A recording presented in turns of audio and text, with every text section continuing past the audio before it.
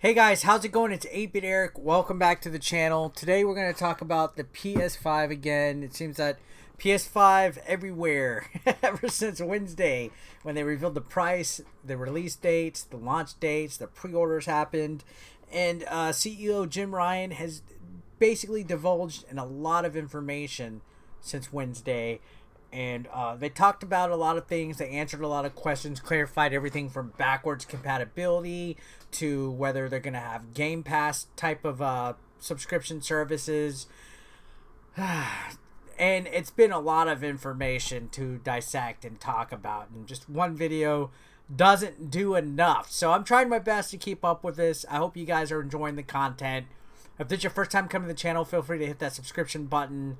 Let's go ahead and get right into this. So this is talking about Jim Ryan in regards to clarifying whether Sony thought of doing their own, I guess, more lower spec PS5 option. Kind of like how Xbox has the Series X and then they made a lower spec Series S coming out that is much cheaper, has less processing power, and it's still a next gen console, but it's cheaper. It's $299, and it's like a lower priced way to get into the next console generation. So they talked about this in regards to this and what Sony had in mind with that and why they didn't decide to do it, because we know they didn't. We're getting a discless price for $399 and a disc one for $499, but no lower spec one. They both have the same processing and everything. But anyways, here we go. This is going to be from Video Games Chronicle, and they say Series S style consoles have not had great results, say PlayStation boss. Jim Ryan claims Sony considered a lower spec PS5, but decided it would be too problematic. So this is talking about why they decided to not do it. PlayStation considered a lower spec PS5 console similar to Xbox Series S, but feared it would quickly become obsolete, CEO Jim Ryan has said. So that is actually fair in the grand scheme of things. How long is the Series S that Xbox come out with going to be relevant in the next console generation as far as power goes, for like, you know, compatibility with some of these next gen games that will be being developed. Speaking of Japanese site AV Watch, translated by the VGC, the exec said that based on Sony's research, low price, reduced spec consoles had not had great results in the past. So they're saying from their experience and their research, they haven't had success with that. The first thing I would like to say is that I respect every competitor's decision and their philosophy. So he's opening it up with a compliment saying, hey, you know, it's cool, Microsoft, that you do this. Clearly, price is a very important factor. We respect other companies' competitive strategies. However, we're fully committed to and believe in our current strategy and the effect it will have. So they're saying, yes, price is the factor of it, pricing of it.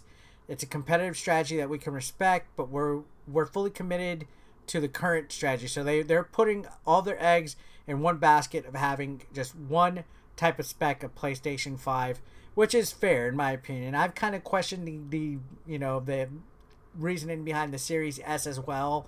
You know, I said this on live stream recently. I'm like, why would you want to sell something else besides what your main meat and potatoes is? You know, you should be pushing the Series X, give people a reason to get it, and not kind of give them like a half foot, you know, like put the foot on the stairs of the pool, just make them jump into the console generation. But anyways, one thing that can be said is that if you look at the history of the game business, creating a special low price reduced spec console is something that has not had great results in the past. We've considered that option and seen other executives who have attempted this discover how problematic it is. So they're saying they've seen this based on other people's experiences and stuff. They didn't want to do it. He added, based on our research, it's clear that people who will buy a game console want to continue using it 4, 5, 6, or even 7 years. They want to believe that they bought something that's future-proofed and not going to be outdated in 2 or 3 years. And that's actually a fair point. PlayStation 4 is a perfect example for that. Even just like the base vanilla PlayStation 4, to this day, is still such a great console. It had a pretty long life, almost a decade, little short of one. But, you know, it is a good point that in 2 or 3 years, the Series S probably will not be relevant. if you think about it. If looking at the specs, looking at, you know, how underpowered it is compared to the Series X, sure, it's a starter console for the next generation, but it is a fair point for what he said on that. I think it will be quickly outdated. They want to have faith that if they end up buying a new TV, that their current console will be able to support that new 4K TV they're considering on buying. So you're not wrong on that. Sony's planning to release 2 PlayStation 5 models in November. However, unlike Xbox Series S and X, the only difference between the 2 PS5 consoles will be the inclusion of an Ultra HD Blu-ray disc drive, which the digital edition console sacrifices for a lower price point. So you can see both PS5 consoles are pretty much the same.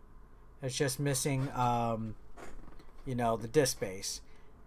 At $300, Microsoft's Xbox Series S console is significantly cheaper than the Series X, thanks to lower specs that target 1440p gaming instead of native 4K. So it's not 4K, it's not native 4K. Series S is virtually the same CPU as the Series X, but a less powerful GPU, less memory, and no disk drive. The difference in power between the two Xbox models has created much debate over whether Series S could restrict innovation on the more powerful Series X. So that's in regards to developers not really wanting to develop for both of them, because, you know, if it's going to be compatible with both of them, some developers just might make it optimized for this and try not to make it much more advanced so that it'll work on this one. That's the dilemma with developers. If you're going to make a game, you want it to work on this and this, but if you do too good, if you make it too advanced of a game, it might not work on the Series S.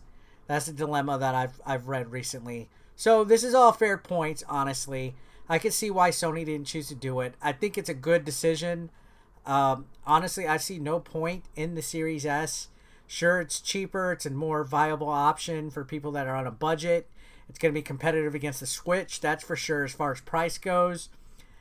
But I really don't see the time. I really wish they would have just not wasted their resources on even bothering with that. And I also got to say this about Sony, though. To play devil's advocate, I wish they wouldn't even bothered with a discless version either. Like, why even make 2 different models?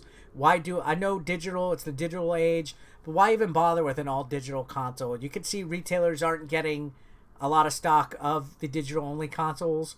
It's probably not going to sell as many as the actual disc-based one. So why waste those resources? Why waste that money? Why waste that development time making these underpowered consoles or consoles that are just digital-only? Make your main meat and potatoes as best as it could. Throw that extra stuff on top of it. I feel the Series S is kind of a waste, but I know some people that are going to get it because it's affordable and it's all they really need. So let me know your thoughts in the comments down below, guys. I'd like to hear what you guys like to say. Subscribe if you haven't already. Thanks a lot for watching. Peace out.